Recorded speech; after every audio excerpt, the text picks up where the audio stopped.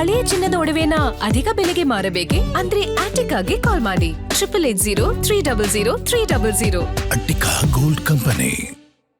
ಇವರು ಎಂಪಿಗಳು ಚರ್ಚೆ ಆದಮೇಲೆ ಅವರು ಕ್ಯಾಬಿನೆಟ್ ಎಕ್ಸ್ಪೆನ್ಷನ್ ಮತ್ತೊಂದಕ್ಕೆ ರಾಹುಲ್ ಗಾಂಧಿ ಮನೆಗೆ ಹೋಗಿ ಕೂತ್ಕೊಂತಾರೆ ಹೊರತು ಅವರಲ್ಲಿ ಅಧಿಕಾರಿಗಳ ಜೊತೆ ಸಭೆ ಮಾಡಿ ನಾಳೆಗೆ ಏನನ್ನ ನಾವು ಮನವಿ ಮಾಡಬೇಕು, ಯಾವ ರೀತಿ ಮನವಿ ಮಾಡೋದು ಗಟ್ಟಿ ನಿರ್ಧಾರ ಮಾಡಿಲ್ಲ. ಅಂತ ನಿಮ್ಗೆ ಹೆಂಗ್ ಗೊತ್ತಾಯ್ತು? ಖಂಡಿತ ಯಾವ್ದು ಮಾಡಿದ್ದಾರೆ ಚರ್ಚೆ ಆಗಿರ್ಬೇಕಲ್ಲ madam. Minutes of the notes ಇದ್ದೇ ಇರುತ್ತಲ್ವ ಅಧಿಕಾರಿಗಳ ಜೊತೆ ತೋರಿಸ್ಲಿ ರಾಜ್ಯದ ಜನತೆ ಮುಂದೆ ನಾವು ಚರ್ಚೆ ಮಾಡಿದ್ವಿ, ಈ ರೀತಿ ಮನವಿ ಮಾಡಿದೀವಿ, ಈ ರೀತಿ ಹಕ್ಕೊತ್ತಾಯ ಮಾಡಿದೀವಿ ನೋಡ್ರಿ ಅವ್ರು ಕೇಳ್ತಾ ಇರೋದು. ನೀವು ಇವತ್ತೇನು ಜನರ ಮುಂದೆ ನೀವು ವಾದ ಮಾಡ್ತಾ ಇದ್ದೀರಾ, ಜನರ ಮುಂದೆ ಮಂಡನೆ ಮಾಡ್ತಾ ಇದ್ದೀರಾ, ಕಾಯ್ಕೊಂಡು ಕೂತಿದ್ರು ಕೂಡ ಅವ್ರ ಜೊತೆ ಡಿಸ್ಕಷನ್ ಮಾಡಿಲ್ಲ ಅಂತ ಇವ್ರು ಹೇಳ್ತಾ ಇರೋದು ನಿಜನಾ? ನಿಮ್ಗೆ ಮೋಹನ್ ಕಾತರ್ಕಿ ಅವರು ಬೇಜಾರಾಗಿ ಮೀಟಿಂಗ್ ಇಂದ ಎದ್ದೋಗಿದಾರ ಇಲ್ವಾ ರಾಜ್ಯ ಜನತೆ ಮುಂದೆ ಹೇಳಿ, ಎದ್ದೋಗಿದಾರ ಇಲ್ವಾ ಅನ್ನೋದು ಹೇಳಿ. ಎದಕ್ಕೆ ಎದ್ದೋದ್ರು ಸರ್?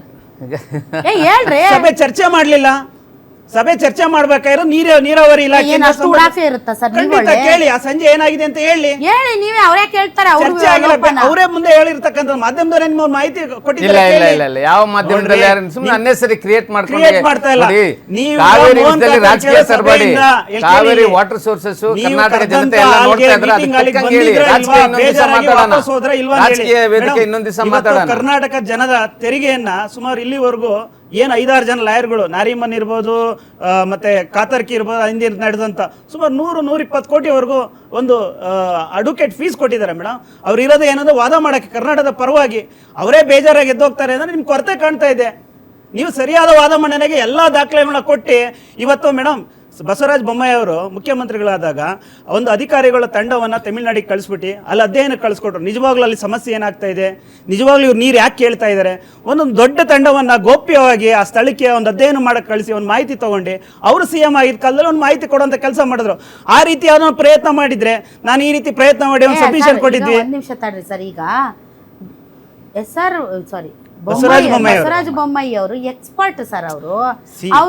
ಅವರು ಆ ಒಂದು ವಿಷಯದಲ್ಲಿ ಎಕ್ಸ್ಪರ್ಟ್. ಹಿ ನೋಸ್ ಹೆಂಗ್ ಮೂವ್ ಆಗ್ಬೇಕು, ಅವ್ರು ಒಂದು ದಾಳ ಉರುಳಿಸಿದ್ರೆ ಇವ್ರು ಏನ್ ಮಾಡ್ಬೇಕು, ಹೆಂಗ್ ಮಾಡ್ಬೇಕು ಅನ್ನೋದ್ರ ಬಗ್ಗೆ ಬಹಳ ಗೊತ್ತಿರೋರು. ಮತ್ತೆ ಅವರು ತುಂಬಾ ಇಷ್ಟಪಟ್ಟು ತೆಗೆದುಕೊಂಡಂತ ಖಾತೆ ಅದು ಜಲಸಂಪನ್ಮೂಲ ಪ್ರತಿಯೊಂದು ಮೂವ್ ಗೊತ್ತು. ಹಾಗಾಗಿ ಆಸಕ್ತಿಯಿಂದ ಮಾಡಿದ್ರು. ಈಗಿರೋ ಸಚಿವರಿಗೆ ಆಸಕ್ತಿನೇ ಇಲ್ಲ, ಬೇಡ ನನಗ್ ಬೇಡ, ನಾನು ಅದನ್ನ ತಗೊಂಡು ಏನ್ ಮಾಡ್ಲಿ ಅಂತ ಪಾಪ ಅವ್ರು ಪಡ್ಕೊಂಡ್ರು. ಅವ್ರಿಗೆ ಇಲ್ಲ ನೀ ತಾಬೇಕು ಅಂದ್ರೆ ಪಾಪ ಅವ್ರ ಅಧಿಕಾರಿಗಳು ಹೇಳಿದ್ದು ಮಾಡ್ತಾರೆ. ಆಮೇಲೆ ಹಂಗಂತ ರಾಮಲಿಂಗಾರೆಡ್ಡಿ ಅವ್ರ ಬಗ್ಗೆ ನಾನು ಹೇಳಲ್ಲ, he is very efficient.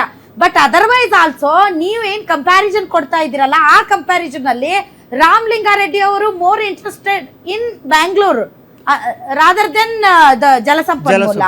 So ಹೀಗಾಗಿ ಆ ಕಂಪ್ಯಾರಿಸನ್ ಅಲ್ಲಿ ಎಲ್ಲೋ ಒಂದು ಕಡೆ ಅಷ್ಟು ಇಂಟ್ರೆಸ್ಟ್ ಇಲ್ಲ ಅವ್ರಿಗೆ. ಉಮೇಶ್ ಅವರು ಏನ್ ಹೇಳ್ತೀರಿ ಸರ್? ನಿಮ್ ಸ್ಟ್ಯಾಂಡ್ ಏನು? ನಾನು ಕುಮಾರಸ್ವಾಮಿ ಅವ್ರು ಮಾತಾಡೋದು ಕೇಳಿಸ್ಕೊಳ್ತಾ ಇದ್ದೆ. ಯಾಕೆ ಅಂತಂದ್ರೆ ಏನು ರಾಜಕೀಯ ಬಿಟ್ಟುಬಿಡಿ. ನೋಡಿ, ಕಾವೇರಿ ಜಲ ವಿವಾದ ಮೇಡಮ್ ಇವತ್ತಿಂದಲ್ಲ. It was before independence. It was also from the British rule ಇದೆ, ರಾಜರ ಕಾಲದಲ್ಲೊಂದು ಇದೆ. ಇದಕ್ಕೆ ಏನಾಗಿದೆ ಅಂತಂದರೆ ಬಹುಶಃ ಇಲ್ಲಿ ರಾಜ್ಯ ಸರ್ಕಾರದ ವೈಫಲ್ಯವನ್ನು ನಾವು ತುಂಬ ಹತ್ತಿರದಿಂದ ನೋಡ್ತಾ ಇದ್ದೀವಿ. ಯಾಕೆಂತಂದರೆ ನಮ್ಮ BJP ವಕ್ತಾರರು ಹೇಳಿದಂಥ ಸಂದರ್ಭದಲ್ಲಿ ಮಾನ್ಯ ಮುಖ್ಯಮಂತ್ರಿಗಳು ಹೇಳಿದಂಥ ಬೆಳೆ ಅಂತೇಳಿ ನಮ್ಮ ಮಂಡ್ಯ ಭಾಗದ ರೈತರಿಗೆ ಹೇಳ್ತಾರೆ. ಅಂದರೆ ಈ ನೋಸ್ ವೆಲ್ ಅಂದರೆ ಇಲ್ಲಿ ಮಳೆ ಅಭಾವದ ಕೊರತೆ ಇದೆ, ಅದಕ್ಕೆ ಏನು ಬೇಕಾದನ್ನು ಮಾಡ್ಕೋಬೇಕು ಅಂತ ಒಂದು ವಿಚಾರ ಅವರು ಮಾಡಲಿಲ್ಲ. ಜೊತೆಗೆ ಇವರು ಏನು ರಾಜ್ಯ ಸಂಪುಟ ವಿಚಾರದಲ್ಲಿ ಬ್ಯುಸಿ ಆದರು. ಜೊತೆಗೆ ಅಲ್ಲಿ ಯಾವುದು ಜಂತರ್ ಮಂತರಲ್ಲಿ ಹೋಗಿ ರಾಹುಲ್ ಮೋದಿ ಅವ್ರ ಮನೆ ಮುಂದೆ ಉಪವಾಸ ಕೂತ್ಕೊಳ್ಳೋದು, ಪ್ರತಿಭಟನೆ ನಿರತರಾಗಿದ್ದಾರೆ. ಅದಿರಲಿ. ಈಗ ಇವರು ನಾನು ಹೇಳ್ತಾ ಇರೋದೇನು ಅಂತಂದ್ರೆ ಇವರು ಮನವರಿಕೆ ಮಾಡಿಕೊಡಲು ಎಲ್ಲ ಫೇಲ್ಯೂರ್ ಆಗಿದ್ದಾರೆ ಅಂತೇಳಿ. ಕಾವೇರಿ ನೀರು ವಿವಾದದಲ್ಲಿ ಹೇಳ್ತೀನಿ ಮೇಡಮ್. ನೋಡಿ, ನಾನು ಒಂದು 20 ವರ್ಷಗಳಿಂದ ಬಹಳಷ್ಟು ಸರ್ಕಾರಗಳು ಬಂದು ಹೋದ್ರು, ಬಹಳಷ್ಟು ಮುಖ್ಯಮಂತ್ರಿಗಳು ಬಂದು ಹೋದ್ರು. ಎಲ್ಲಾ 3 ಪಕ್ಷಗಳ ಮುಖ್ಯಮಂತ್ರಿಗಳು ಬಂದು ಹೋಗಿದ್ದಾರೆ ಸರ್, ಬಿಜೆಪಿ, ಕಾಂಗ್ರೆಸ್ ಮತ್ತು JDS. ಪ್ರತಿ ಬಾರಿ ಕಾವೇರಿ ವಿಷಯ ಆದಾಗ ಯಾರು ಆಡಳಿತದಲ್ಲಿರ್ತಾರ ಅವ್ರ ವಿರುದ್ಧ ಹೇಳುವಂತ ಮೊಟ್ಟ ಮೊದಲ ಆರೋಪ ಇವ್ರು ಸರಿಯಾಗಿ ವಾದ ಮಾಡಿ ಮೇಡಮ್. ಒಂದ್ ನಿಮಿಷ, ಅಲ್ಲ ಇವತ್ತಿನ ಪರಿಸ್ಥಿತಿಗೆ ಮೇಡಮ್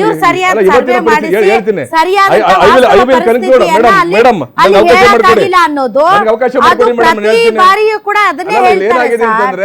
ಇವತ್ತಿನ ಪರಿಸ್ಥಿತಿ ಏನಾಗಿದೆ, ಕರ್ನಾಟಕದ ಪರಿಸ್ಥಿತಿ ಬರಗಾಲದಲ್ಲಿ ಈಗ 187 ತಾಲೂಕು ಬರಗಾಲವನ್ನು ಎದುರ್ತಾ ಇದ್ದಾವೆ. 155 ತಾಲೂಕು ಅತಿ ವಿಶೇಷವಾಗಿ ಕುಡಿಯೋ ನೀರಿನ ಸಮಸ್ಯೆನ ನಾವು ಇದು ಮಾಡ್ತಾ ಇದೀವಿ.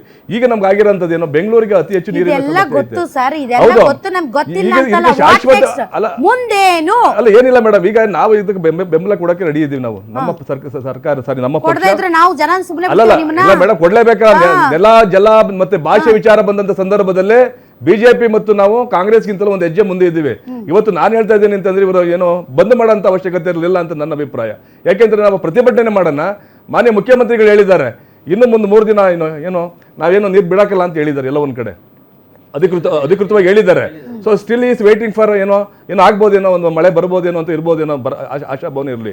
ಈಗ ನೋಡಿ 3500 ಇದನ್ನ ಏನೋ ಕ್ಯೂಸೆಕ್ಸ್ ವಾಟರ್ನ ಕೊಡಿ ಅಂತ ಹೇಳಿ ಅಲೆವರೆಗೆ ಕೊಟ್ಟರೆ ಇನ್ನು ಉಳ್ಕೊಳ್ಳೋದಲ್ಲಿ ನಮ್ಗೆ ಎಷ್ಟಿರೋದು 55 TMC ನಮ್ಮ ಇಡೀ ಎಲ್ಲ ಡ್ಯಾಮ್ಗಳಲ್ಲಿದೆ. ಈಗ ಅದನ್ನು ಕೊಟ್ಬಿಟ್ರೆ ಈಗ ಎಲ್ಲ ಬರ್ದಾಗ ಹೋಗುತ್ತೆ. ಎಸ್ಪೆಷಲಿ ಅವರು ತಮಿಳುನಾಡಿನ ಖ್ಯಾತಿಯನ್ನು ಪ್ರತಿ ವರ್ಷದಲ್ಲಿ ಅಥವಾ ಪ್ರತಿ ಈ ಸಂದರ್ಭದಲ್ಲಿ ಅಂತಂದ್ರೆ ಮೇಡಮ್ ವ್ಯವಸಾಯ ಮಾಡಕ್ ಕೊಡಿ ಅಂತ ಹೇಳ್ತಾ ಇದ್ದಾರೆ ಅವರು. ವ್ಯವಸಾಯ ಮಾಡಕ್ಕೆ ಇಲ್ಲಿ ನಮಗೆ ಕುಡಿಯೋಕೆ ನೀರಿಲ್ಲ ಇಲ್ಲಿ. ಈಗ ಹಾಗಾಗಿ ಸರಿ ಮುಂದೇನು ಈಗ ಮುಂದೇನಿಲ್ಲ, ನಾವು ಈಗ ಪ್ರತಿಭಟನೆ ಮಾಡೋಣ, ಎಲ್ಲ ಒಗ್ಗಟ್ಟಿನಿಂದ ಮಾಡೋಣ. ಅವರೇ ನಮ್ಮ ಮೀಟಿಂಗ್ ಕರೆದಿದ್ದಾರೆ ಮಾನ್ಯ ಮುಖ್ಯಮಂತ್ರಿಗಳು, ಅವರಿಗೆ ಕೈ ಜೋಡಿಸೋಣ. ಈಗ ಇರಿ ಸರ್, ಪ್ರತಿಭಟನೆ ಮಾಡೋದು ಬೇಡ. ಬಿಜೆಪಿ ಅವರು ನೋಡಿ ಸರ್, ನಿಮ್ ಕನ್ನಡ ಸಂಘಟನೆಗಳು ನೀವು ಬಂದ್ ಯಾಕೆ ಮಾಡ್ಬೇಕು? ಈಗ ಬಂದ್ ಯಾಕೆ ಮಾಡ್ತೀರಾ ಸರ್? ಇರಿ, ಸರ್ಕಾರ ಏನ್ ಮಾಡಕ್ಕಲ್ಲ ಅಂತ ಹೇಳಿದ್ಯಾ? ಪ್ರತಿಪಕ್ಷ ಅಲ್ಲಲ್ಲ, ಪ್ರತಿಭಟನೆ ಮಾಡೋಣ ಸರ್, ನೀವು ಬಂದ್ ಮಾಡೋಂತ ಅವಶ್ಯಕತೆ ಇಲ್ಲ ಅಂತ ನನ್ನ ಅಭಿಪ್ರಾಯ. ಯಾಕೆಂದ್ರೆ ಇದು ನಷ್ಟ ಏನ್ ಮಾಡಿದ್ರಿ ನೀವಿಬ್ರು? ಯಾರು ನೀವಿಬ್ರು ಮೇಡಮ್ ಪ್ರತಿಭಟನೆ ಮಾಡಿ ಅಲ್ಲ ಮೇಡಮ್, ಸರ್ಕಾರದ ಗಮನವನ್ನ ಆಯ್ತು ಸರ್, ಒಂದ್ ನಿಮಿಷ. ಒಂದ್ ನಿಮಿಷ ಈಗ ಪ್ರತಿಭಟನೆ ನಷ್ಟ ಮಾಡಿ ಉಂಟಾಗುತ್ತೆ ಅಂತ ಹೇಳಿ ಅಲ್ಲ, ಈಗ ಗಡುವು ಇವತ್ತು ಪ್ರತಿಭಟನೆ ಮಾಡಿ ಯಡಿಯೂರಪ್ಪನವ್ರ ನೇತೃತ್ವದಲ್ಲಿ ವಿಜಯೇಂದ್ರ ಅವರ ನೇತೃತ್ವದಲ್ಲಿ ಏನ್ ಪ್ರತಿಭಟನೆ ಮಾಡಿದ್ರಲ್ಲ ಸರ್, ಇವತ್ತು ವಿಜಯೇಂದ್ರ ಮತ್ತು ಯಡಿಯೂರಪ್ಪ ಅವರ ನೇತೃತ್ವದಲ್ಲಿ ಪ್ರತಿಭಟನೆ ಮಾಡಿದ್ರಲ್ಲ, ಏನ್ ಸೊಲ್ಯೂಷನ್ ಕಂಡಿಡಿದ್ರಿ? ಏನ್ ಸೊಲ್ಯೂಷನ್ ಸೊಲ್ಯೂಷನ್ ಯಾರು ಕಂಡಿಡಿಬೇಕು ಮೇಡಮ್? ಇದು ಆಳುವ ಸರ್ಕಾರ ಈಗ ನೀವ್ ಹೇಳ್ತೀರಿ ಕನ್ನಡ ಪರ ಒಕ್ಕೂಟಗಳಿಗೆ ಇಲ್ಲಪ್ಪ ನೀವು ಬಂದ್ ಮಾಡ್ಬೇಡಿ ಅಂತ. ಹಾಗಾದ್ರೆ ನೀವು ಪ್ರತಿಭಟನೆ ಮಾಡಿ ಏನ್ ಸೊಲ್ಯೂಷನ್ ಕಂಡಿಡಿದ್ರಿ? ಪ್ರತಿಭಟನೆ ಇಲ್ಲ ಮೇಡಮ್, ಜನರನ್ನ ಗಮನ ಸೆಳೀಬೇಕು, ಸರ್ಕಾರದ ಗಮನ ಸೆಳೀಬೇಕು, ಕೇಂದ್ರ ಸರ್ಕಾರದ ಗಮನ ಸೆಳೀಬೇಕು. ಮತ್ತೆ ಏನ್ ವಾಟರ್ ಟ್ರಿಬ್ಯುನಲ್ ಏನಿದೆ ಇವತ್ತಿನ ಪರಿಸ್ಥಿತಿಗೆ ಅಧ್ಯಯನ ತಂಡವನ್ನು ಕಳಿಸ್ಕೊಡಿ, 2 ರಾಜ್ಯದಿಂದ ಕಳಿಸ್ಕೊಡಿ, 2 ರಾಜ್ಯದ ರಾಜಕಾರಣಿಗಳು ಹೋಗ್ಲಿ, ಎಲ್ಲ ಪಕ್ಷದ ನಿಯೋಗ ಹೋಗ್ಲಿ, ಡ್ಯಾಮ್ಗಳನ್ನ ಪರಿಶೀಲನೆ ಮಾಡ್ಲಿ, ನಿಜ ವಾಸ್ತುಸ್ಥಿತವಾಗಿ ನೀವು ನೋಡ್ಬೇಕು, ನೀರು ಎಷ್ಟಿದೆ ಅಂತ ನೋಡ್ಬೇಕು. ಅಲ್ಲ ಸರ್, ನಾವ್ ಮಾಡ್ತಾ ಇಲ್ಲ ಕೆಲಸವನ್ನ. ಆಮೇಲೆ ಇವ್ರು ರೆಡ್ ಕಾರ್ಡ್ ಪೇಟ್ ಆಸಿ ಮಾನ್ಯ ಮುಖ್ಯಮಂತ್ರಿಗಳು ಯಾರು ತಮಿಳುನಾಡನ್ನ ಕರೆದ್ಬಿಟ್ಟು ಮಾತಾಡೋಂತ ಅವಶ್ಯಕತೆ ಇರಲಿಲ್ಲ. ಈ ಸಂದರ್ಭದಲ್ಲಿ ಔಪಚಾರಿಕವಾಗಿ ಮಾತಾಡಬಹುದಾಯ್ತು.